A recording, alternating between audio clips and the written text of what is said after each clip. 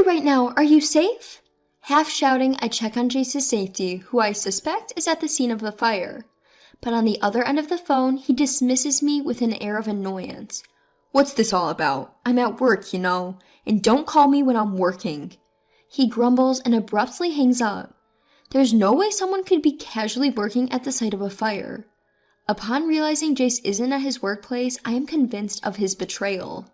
I decide to execute the plan I had been preparing for a while. My name is Julia Gomez, 29 years old.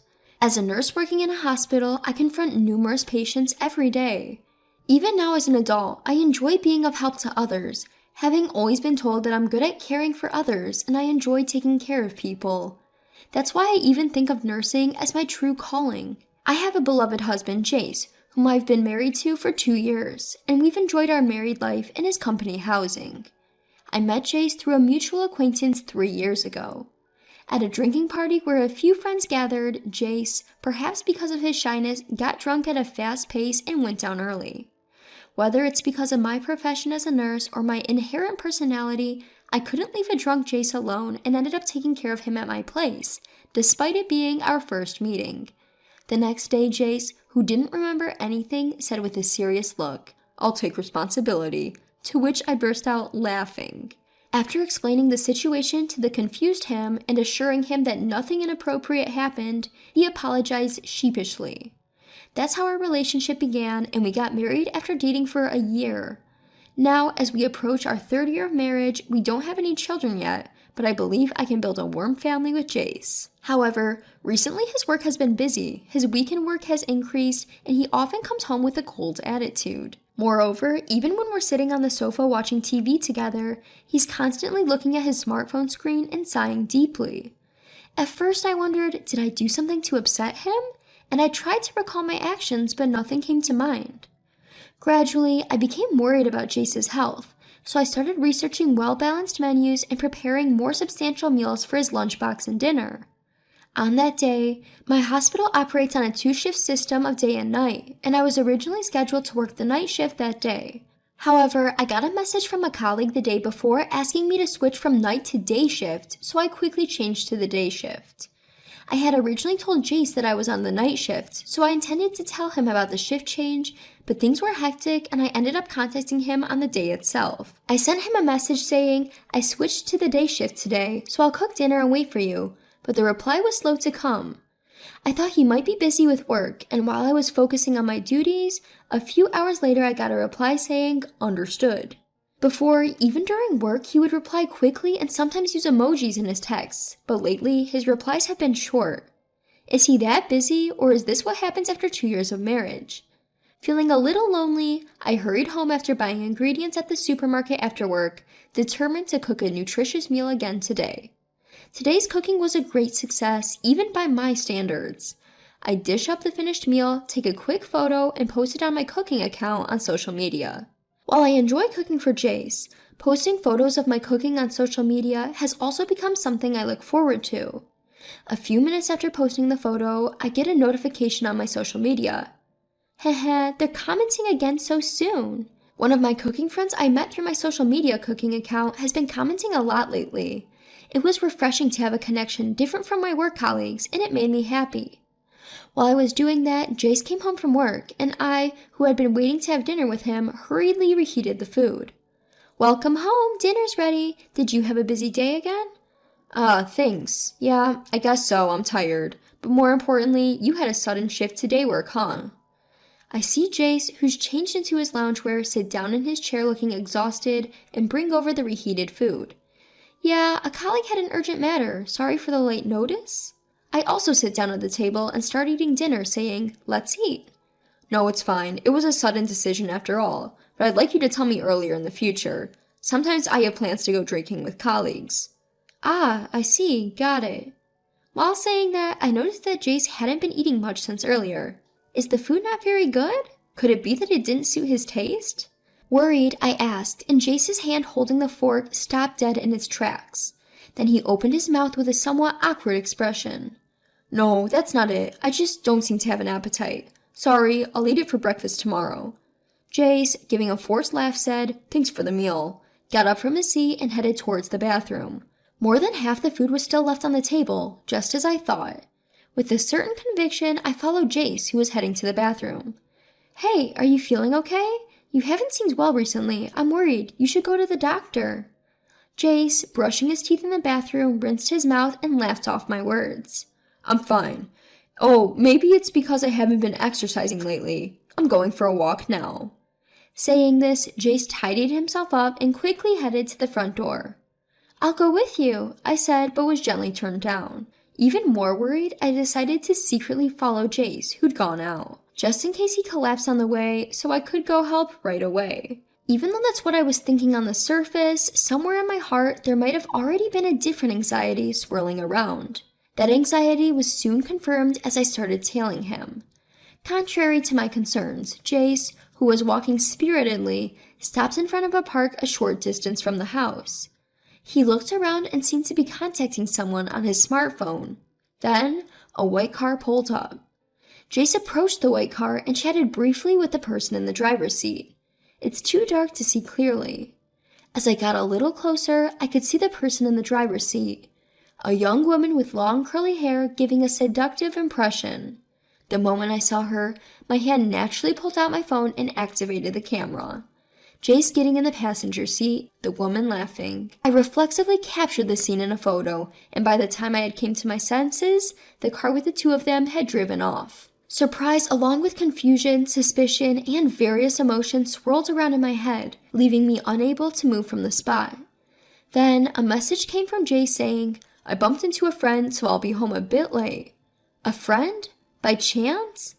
The scene from earlier was burned into my eyelids, and I just couldn't bring myself to believe Jace's words.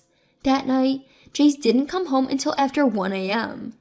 My anxiety had reached its limit when, with the tears spilling out, I thrust the photo I'd taken at Jace. Seeing the photo, Jace froze, then quickly laughed it off. "Oh, I just ran into a client salesperson while I was on my walk." "I was just giving advice, nothing more. Trust me." He looked at me with a sad expression like a victim, giving me the sense that he wouldn't allow any further questioning. After that, Jace's work became extremely busy, and I often had to work overtime on the days when I was on the day shift. Even amidst our conflicting schedules, I tried to find time to talk about the incident from before, but was dismissed with, "I'm tired." Overtime yesterday, working on a day off today. Really? During work, whenever my guard was let down, the image of Jace and that woman being close would come to mind, making me feel uneasy. Finishing my night shift, the morning sun was piercing to my tired eyes. I realized I had been neglecting myself recently due to all the worry and anxiety, so I stopped by a cake shop that was open early in the morning and bought a cake. With my mood slightly lifted, I left the store and took a different route home. There were many hotels in this area, and I often saw couples that looked like they were up to something, but maybe because it was early morning, there was a quiet atmosphere. While walking carefully so as to not damage the cake, thinking things like, "I have some tea at home, maybe we can drink it together," I caught a glimpse of a young man and woman coming out of a hotel on the opposite sidewalk. I casually glanced over and froze. There was Jace, squinting his sleepy eyes and smiling, and the woman with the long curly hair who was in the car that day smiling back at him. The cake I was holding slipped from my hand and squished as it hit the ground. In my whitening head, only the sense of mission to leave evidence remained. With trembling hands, I took out my phone and took a picture of the two of them, arm in arm and smiling at each other. The two of them captured in the snapshot looked just like a couple. My heart was pounding, and I was breaking out in a cold sweat. As I thought, Jace had been lying. In my view was the cake box that had fallen to the ground and the photo of the two. Staring blankly at them, I was thinking in the corner of my mind, I can't be with him anymore. One day, when the series of events had turned my suspicions about Jace into certainty, the word divorce took on a sense of reality. That day, I was working the day shift busy as usual. Just as I was handling a phone call, I heard sirens from far off and could tell that fire trucks were passing through the neighborhood.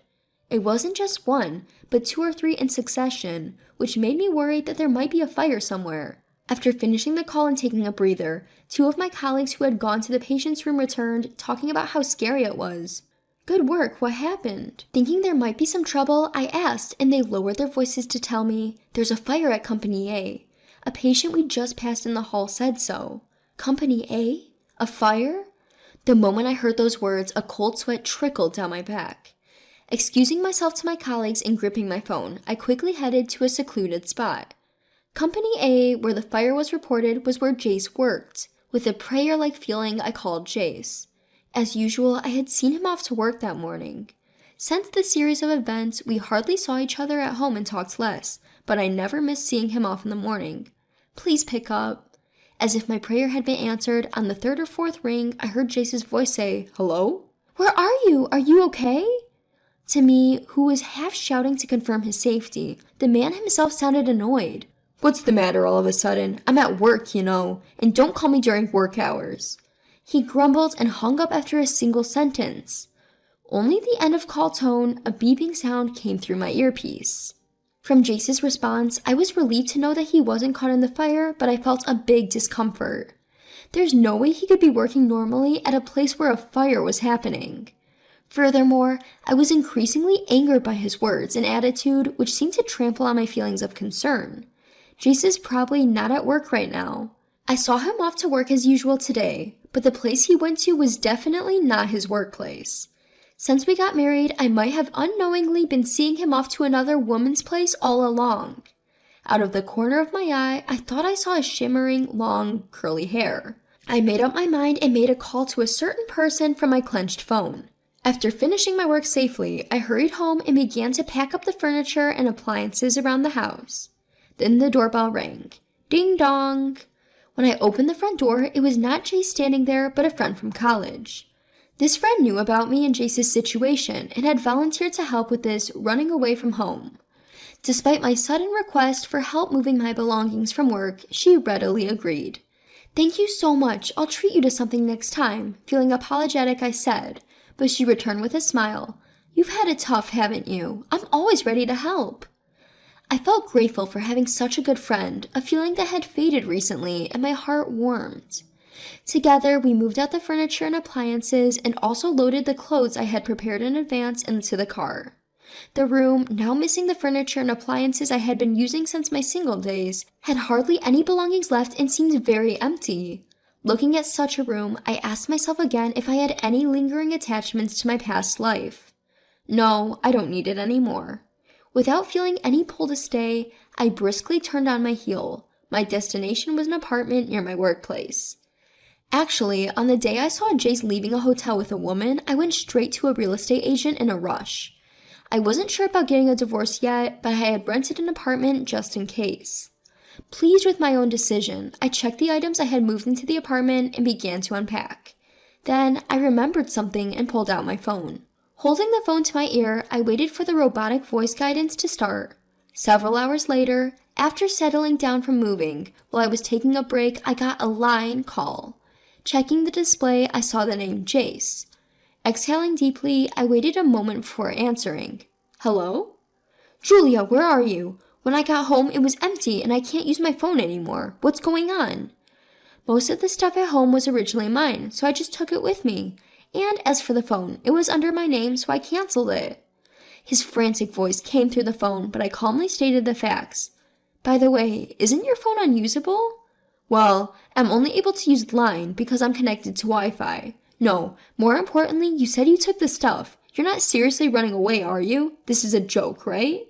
As I heard Jace still not understanding the situation, my irritation grew. "Are you seriously saying that? Don't tell me you forgot about the call this afternoon. Someone who's at work can't just keep working calmly when there's a fire happening, right?" Struggling to keep my voice from shaking with anger, I asked something I'd wanted to know for a long time. "Where were you and who were you with instead of going to work?" At my question, Jace took a breath and fell silent. After a brief silence, Jace, perhaps unable to withstand my silent pressure, reluctantly began to speak. "Look, the story about bumping into a female client while walking, it was a lie. The truth is, she's a colleague from work and I was at her place today." What Jace confessed was the story I had anticipated.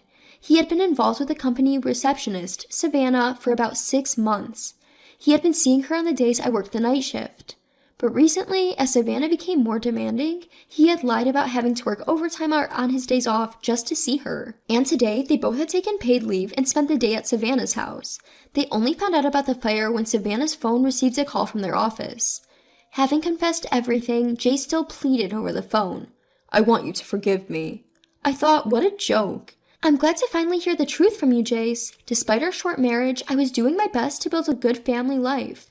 Over the phone, I could tell that Jace was trying to stop me, saying, "Wait," but I ignored him and said, "I want a divorce due to your infidelity. Let's discuss the issues of damage through our lawyers. Goodbye." Jace seemed to have something else to say, but seeing my firm stance, he finally gave up, murmuring, "Okay." Afterwards, the fire at Company A was reported in local news, becoming quite a big story. Seeing the news, I froze. The culprit behind the fire was none other than Jace's mistress, Savannah. Early in the morning, Savannah had snuck into the company's conference room, pulled a thread from the edge of a curtain, and lit it with a lighter. The fire quickly spread throughout the curtain, resulting in the conference room being burnt down.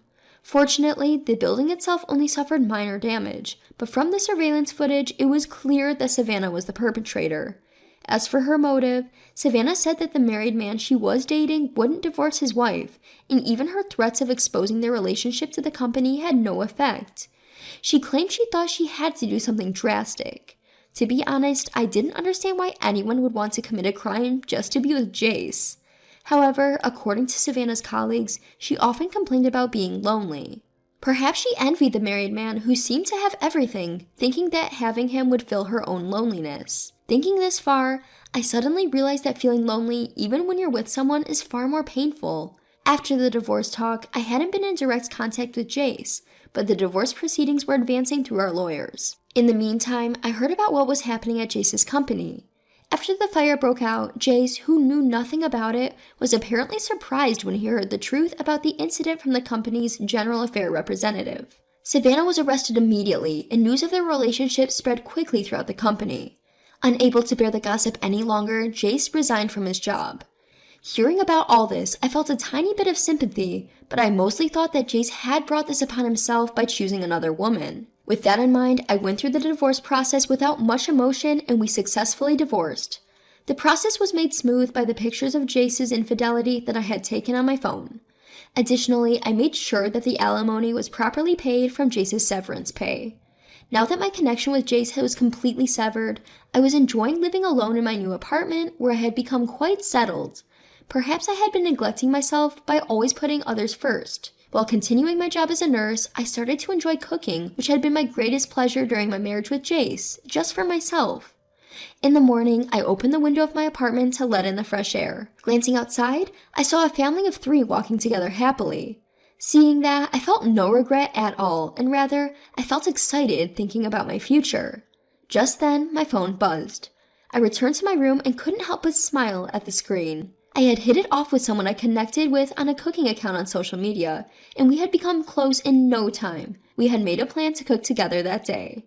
Responding to the message saying, "I'll be there soon," I got started on preparing the meal we were going to cook.